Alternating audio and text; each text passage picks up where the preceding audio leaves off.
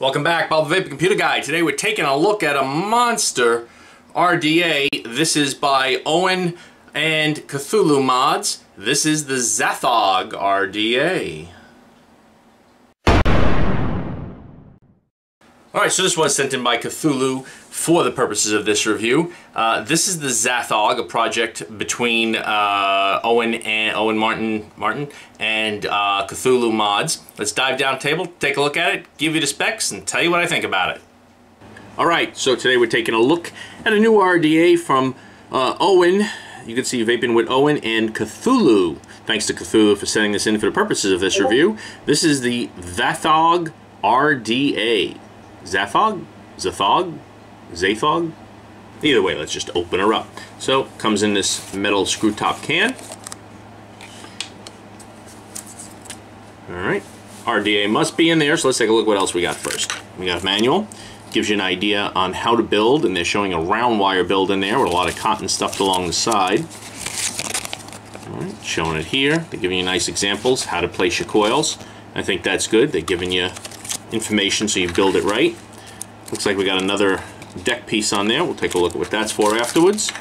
We have a screwdriver, we have a squonking pin, we have some extra coils and some extra grub screws, and in here, free 3-month extended warranty when you go to their, when you scan that, I guess, and go to their Facebook page. So I guess they're trying to get you on their Facebook to sign up there. This is a nice thick bag. Let's see what we got in here. And there we go. This is a monster of an RDA, 30 millimeters. Real thick drip tip on there. Top airflow, I think that comes off, yeah. So that pops off there. A little bit of rubber, it looks like just from the O-ring, from unscrewing that, probably ripped it apart. That is a thick ring. Alright, that is a solid piece. Throw that back on there for now. Let's see, turn the airflow there, and obviously that can be closed off, but that's putting airflow through the top, but you also got a side airflow there. Let's pop this off and take a look.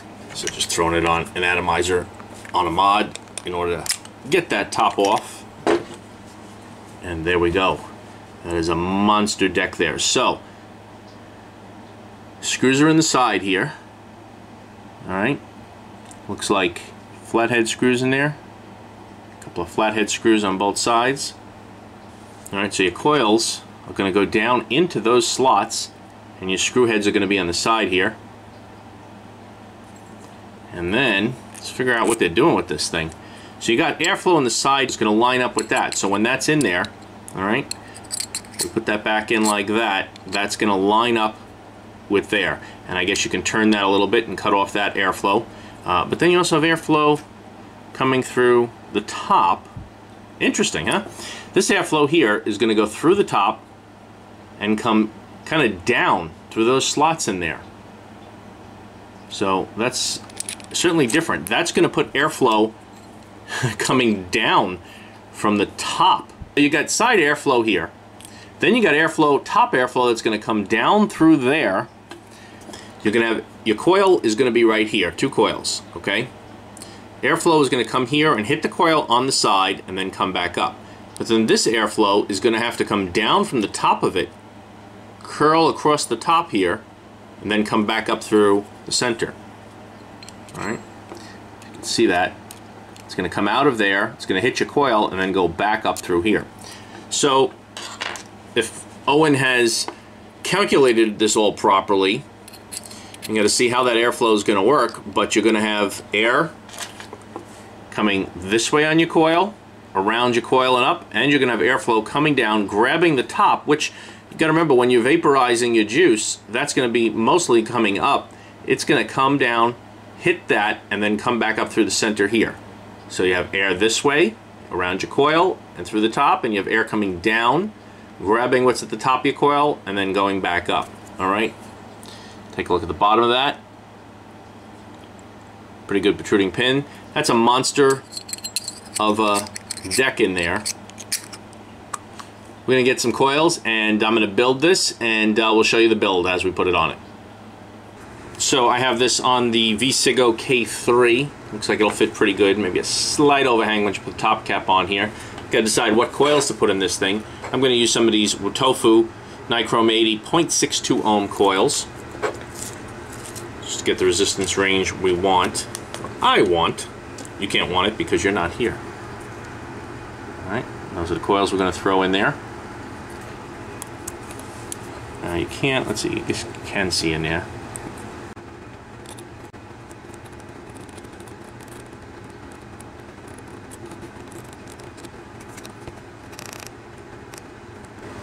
Alright, I gotta tell you, a couple of those screws were just in there super tight. Really was hard to get those loose. Let's see if this one's any better. No, super, super tight. Alright. Alright, I think they used like a torque wrench to put lug nuts on a car tire on those, because 3 of those screws were just incredibly tight in there. But it's done, it's in. Let's go ahead and cut my coils, get them to the right length.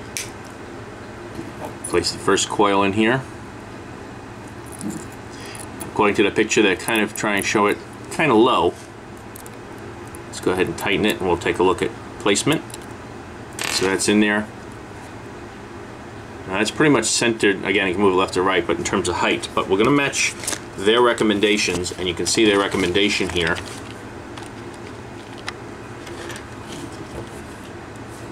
Okay, is kind of lower than what I have. So we're going to go and lower that down a little bit. Alright, so I got my coils in there. They're not as big as, I'm going by this picture, not more than that, but they're not as big as that. But these are the coils I'm going with. Alright, we got them centered there. Pretty much to the top of the center post there, slightly below, but the airflow is coming in, hitting, you see they're showing like a downward angle to the coil, so it should go pretty much the same here. Alright, so we got our build in there. I'm going to fire it a little bit. Alright, glowing pretty good. Comes out to a 0.37 build. Let's go ahead and wick it. Alright, we got our wicks in. We're going to comb them out a little bit.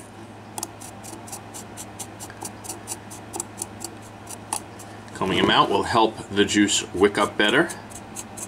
Getting all the fibers in the same direction. Give them a cut. We don't want to cut them too short. We could always cut them shorter, but we can't put back. Let's take a look. If you look at the juice wells, pretty deep.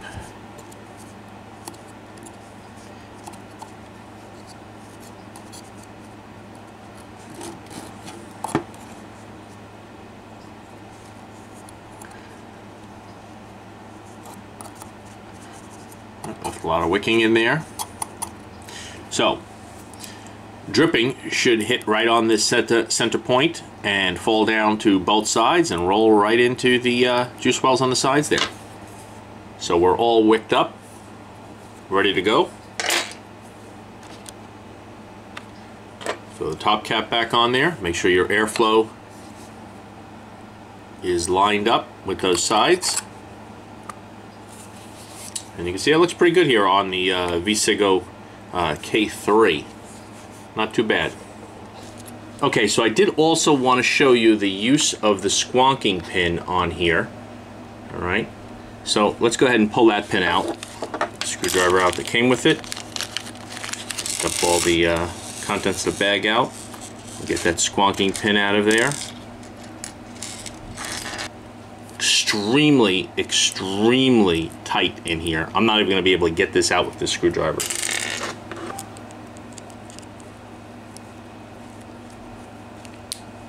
Okay, finally.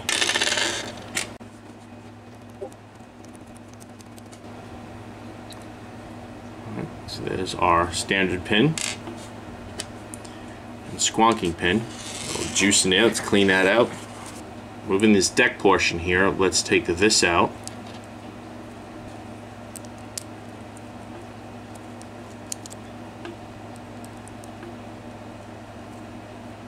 Right, and we're going to have to remove the coils.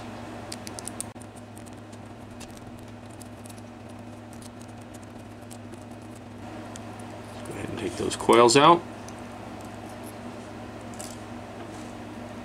At that point, this will come off.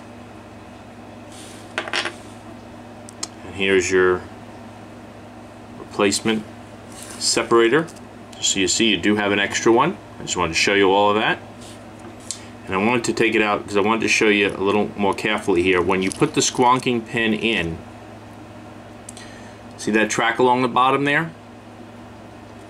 That's where your juice is going to come out of. So if we take the squonking pin, and again, I'm going to wash this off first. All right, so if we take our deck, and you have to have this insulator in here, but there you go, you can see where your juice is going to come out when you have the squonking pin in. Okay, so when you have the squonking pin in there, juice is going to go up through, let's get that in there just to purposes of showing you. It's going to go up through your squonking pin and squeeze out from there directly into both sides, right into the juice wells. Okay, so pretty good idea. It really just comes right out of there. You're not going to squonk up too high. You're not going to go crazy with where the juice is going, but it'll come out and go right to the sides through that track above the insulator. And you can see above the insulator and below the center there. All right, so just wanted to show you how that would look without the coils in there, just so you can see clearly how it would look when you're using it for squonking.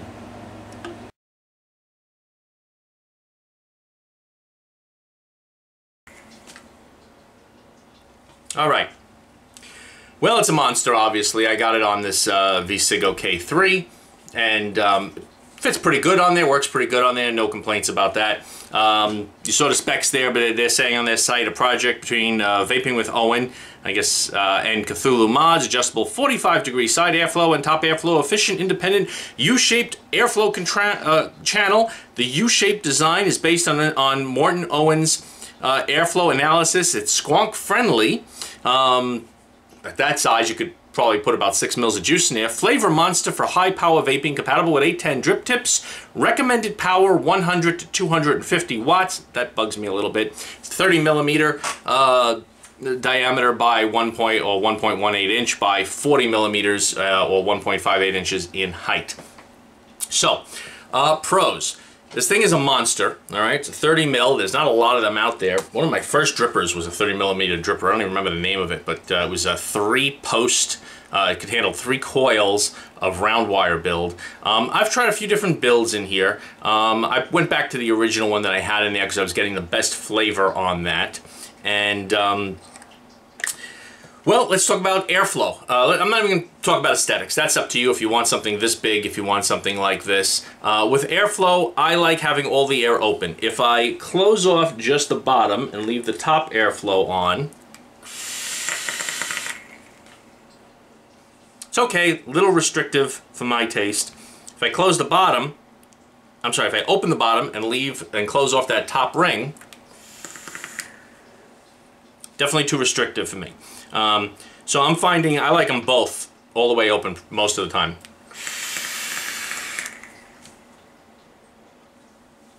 And I find that's the best airflow on there. Those coils are a little poppy, but the taste is pretty good. So, the thing that bothers me about that, they say recommended power 100 to 250 watts on Cthulhu's website.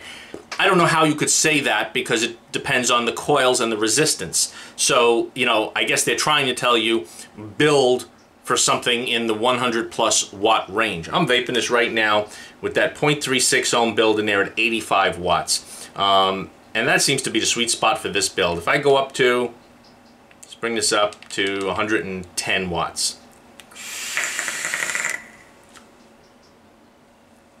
I'm not finding it any better, and it's certainly not any hotter. It's not hot at all. Let's bring this up to 150 watts. All right, 150 on there.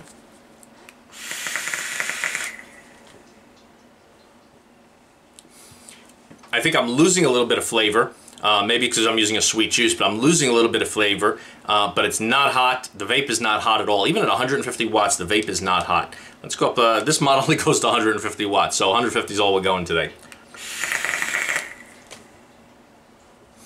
And it's also poppy, just so you know, because I need to change that cotton. I've had that cotton in there for about 48 hours. Flavor on it. Flavor's pretty good. It's certainly not the best I've ever had, but it's certainly decent. Of course, it's a big chamber. You know, when you have a chamber that big, I think as much as Owen does with the airflow design and figuring out how the air is going to flow around your coils and stuff like that. I still think it's pretty much a fundamental fact in vaping that bigger chambers are going to mean more air and less flavor, because you're not getting as much of a concentration in what you're breathing in. Okay, when you're breathing it in, there's less air, it's taking more of the juice and the flavor and bringing it right to you, where now you're mixing it with more outside air. I equate it to, if you have a room that's 10 by 10 and you vape 3 big puffs into the room, all right, it's a certain amount of fogginess. If you have a room that's 20 by 20 and you could vape the same exact amount of vapor into the room, it's going to be less foggy because it's mixed with more air, so it's less dense and you can see better through the room. That's my little analogy for the day. So a bigger chamber, I think, always has a little bit reduced flavor.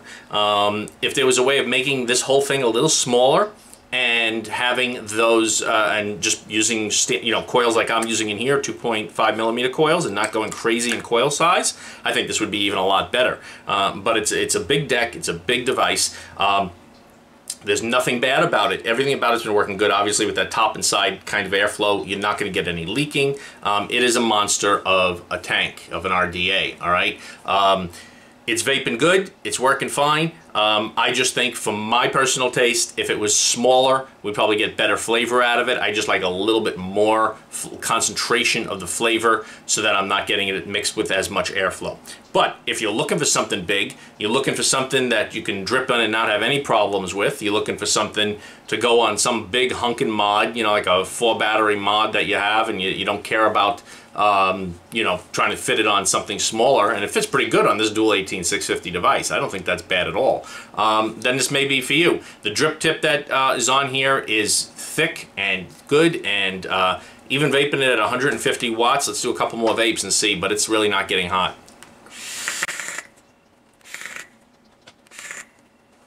Flow is smooth, just slightly warm on there, so heat dissipation on this at high power is excellent. There's no problems with that. It's a nice device. It's just not for everybody because, again, the size and the mixture with all that air. I like smaller chamber RDAs, so I think I would like this same thing shrunk down to like a 26 or 28 millimeter device would probably be even better. So hopefully version 2, they shrink it down, they come out with an even better one. But there you go. That is the ZATHOG RDA by Vaping with Owen and Cthulhu Mods. Thanks a lot for watching, and I'll see you next time.